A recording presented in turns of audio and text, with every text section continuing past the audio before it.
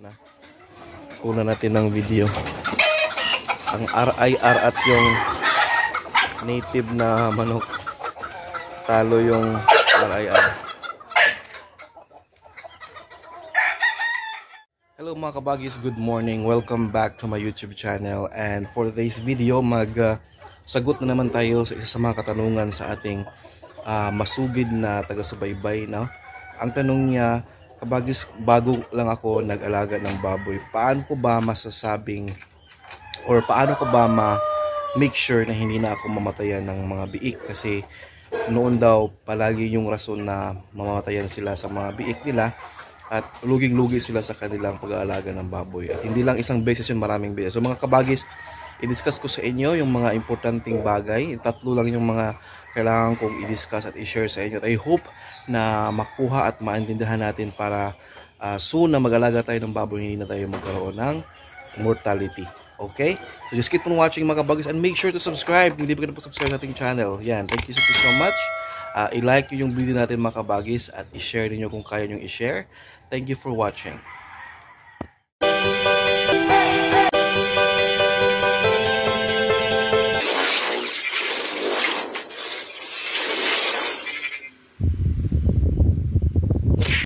Glance tayo sa ating mga RIR na malaki na. Oh.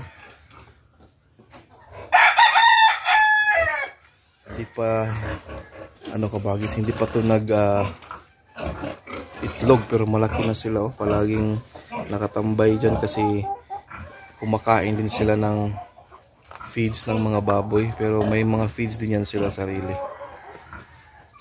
So yun, balik tayo sa topic mga kabagis, no? Dito tayo. Ito sila. Yan.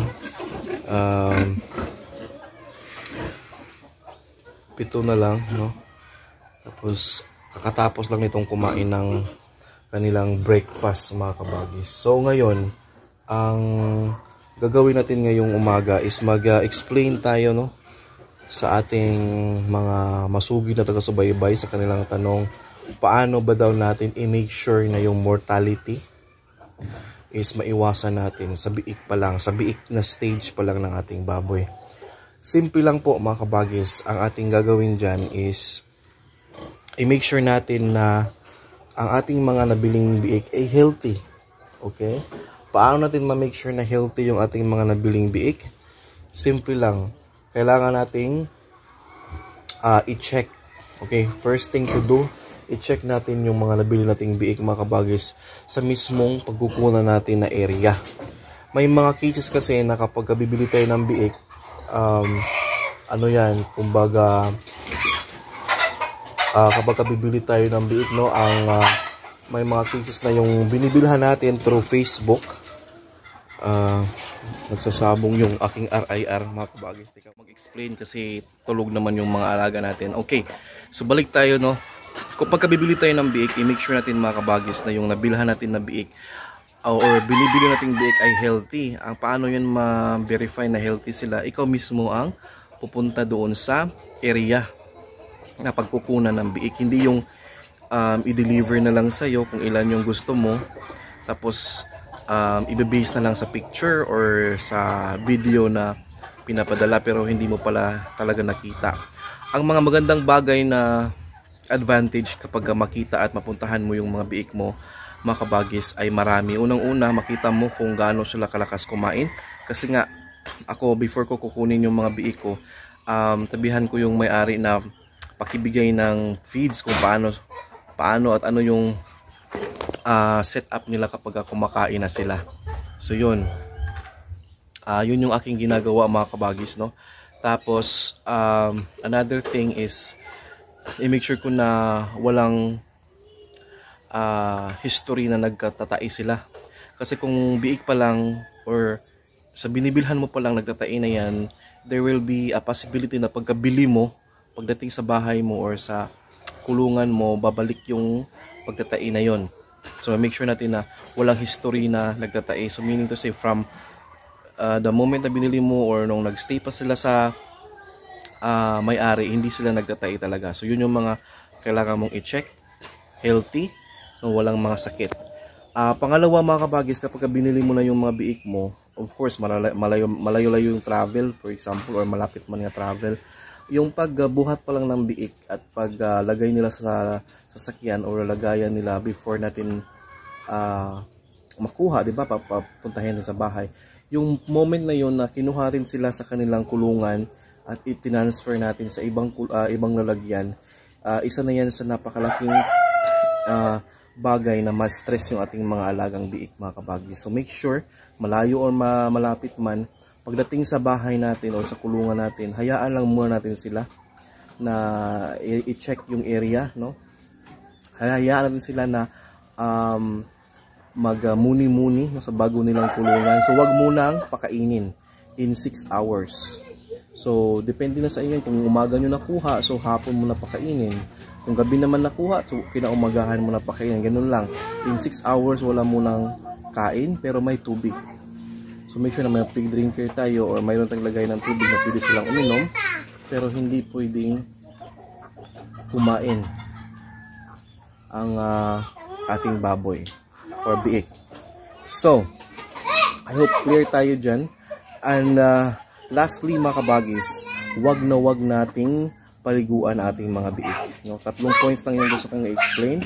Unang points doon is ikaw mismo mag-check kung saan mo or kukuha doon sa may-ari. Kasi ma-check mo doon kung gaano siya ka-healthy, gaano kaganda yung mga nakuha mong baboy or biik, for sure. Tapos, wag munang pakainin in 6 hours pagdating. And lastly, itong last point na ito is napaka-importante at palagi pa rin mga kabagis, palagi pa rin may nagtatanong dito at I don't know why ang hirap nilang paintindihin at ang hirap nilang makaintindi sa idea natin na hindi muna natin paliguan yung ating mga biik pagdating sa ating kulungan. So meaning to say, when you say hindi muna paliguan, mayroon tayong explanation dyan. Kailangan, mga kabagis, na at least 15 days from the time na nabili mo yung mga biik na yon, wag mo munang paliguan. May mga cases na kung malaki naman yung mga biik natin, tama naman yung timbang, in 5 to 10 days pwede na paliguan din yan. Depende na talaga sa inyo as may-ari kung paano ninyo i-gauge, no, yung situation ng mga biik ninyo, kung kailan nyo paliguan. Pero sa akin, if you want my suggestion or recommendation kung kailan paliguan, at least 15 days po. Kasi ako, 15 days, dyan ako magpaligo, dyan ako magbigay ng injections for their vitamins together with the purga, yung deworming. Sabay na yan in 15 days, mga kabagis. So meaning to say, right after kung ma-injectionan at mapurga, I have to wait 2 days, diba, before natin paliguan. So after ng 2 days na yan, then that's the start na magpaligo na ako. Magpaligo na ako ng mga biik ko. I hope clear tayo dyan. So, meaning to say, I have a pattern. Meron tayong pattern, mga kabagis, na sinusunod. So, yung mga biik ko, before ko paliguan again, I have to make sure na na-injectan ko muna ng purga at saka yung vitamins.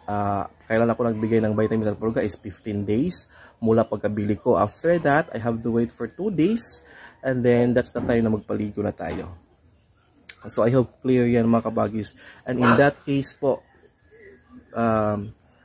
sa awa ng Diyos, no, hindi naman sa marami na akong batch na inalagaan ng mga baboy, pero never akong namatayan dahil sa pagtatae.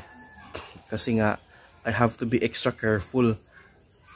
May presyo yung biik na yan, for sure, bawat isa. So, umatayin ka ng isa pa lang, napakalaking lugi. How much more kung 2-3 na. So, we have to be extra careful sa ating biik. And I'm sharing it to you now kung paano natin gawin yan to avoid mortality. So, para sa akin, kailangan ma-wipe out yung mortality na yan because of kalibanga or yung pagtatae, pagdudumi ng baboy. Kasi may mga paraan naman na simple lang. And then, mayroon pa tayong additional tips, no? Kung mangyari man na magtatae yung mga biik natin, kasi hindi mo maiwasan, nagtatae talaga kahit anong dubli ingat mo, nagtatae pa rin, kabagis. Then that's the time na yung mga suggestions ko, yung mga dahon ng alatunda na hindi nakabuka, magkuha kayo niyan, ipakain ninyo, Dadagdarin nyo ng pinong-pino, i-ano nyo sa baboy. Or yung bunga ng alatundan na green pa lang, i-slice niyo ng maliit. Tapos, kasama yung balat ha.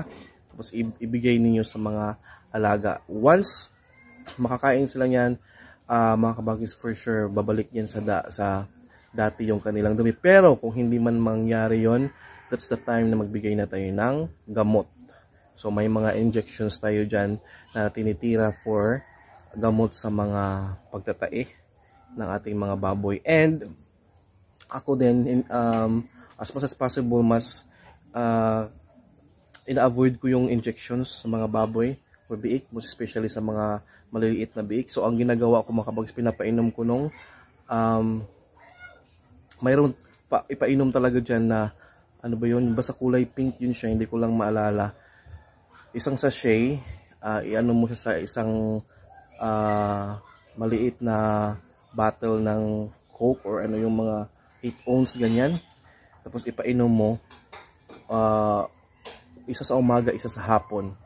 And then wala din akong every time na maggamot ako ng ganyan na talagang hindi na makaya sa aking yung saging, talbos ng kamote, hindi na talaga makaya.